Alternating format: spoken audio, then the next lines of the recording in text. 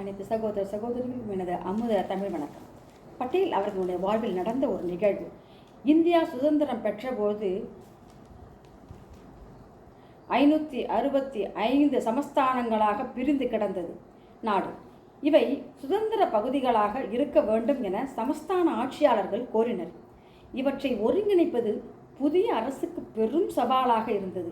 இப்பொறுப்பு உள்துறை அமைச்சராக இருந்த பட்டேலிடம் ஒப்படைக்கப்பட்டது. அகண்ட பாரதம் அவ்வளவு எளிதாக அமையவில்லை.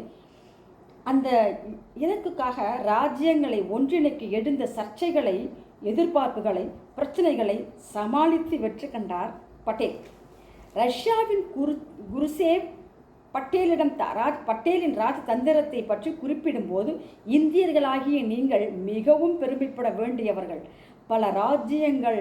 பல ராஜாக்களின் ஆட்சிகளை அழித்த உங்களால் அந்த ராஜாக்களை அழிக்காமல் எப்படி பாதுகாக்க முடியும்? இது நம்ப முடியாத விந்தையாகும் என்பார். பட்டேலுடன் காரசாரமான கடிதங்களுடனும் உரையாடலுடனும் பிரிட்டன் பிரதமர் வின்ஸ்டன் சர்ச்சிலும் மோதியுள்ளார். ஆனாலும் இந்திய புதிய அரசின் பிரச்சனைகளையும் கடமைகளையும் வெகு விரைவில் புரிந்து கொண்டு செயல்பட்ட விதத்தை பார்க்கும்போது நான் பட்டேலின் நிர்வாக திறமையை போற்றாமல் இருக்க முடியாது. அதிலும் பிளவுபட்டிருந்த பல இராஜாங்க சமஸ்தானங்களை ஒருங்கிணைத்து சுமூகமான உறவை ஏற்படுத்திய விதம் என்னை வியக்க வைக்கிறது என கூறினார் சர்ச்சில். கேட்டதுக்கு மிக்க நன்றி. வாழ்க வையகம், வாழ்க வளமுடன்.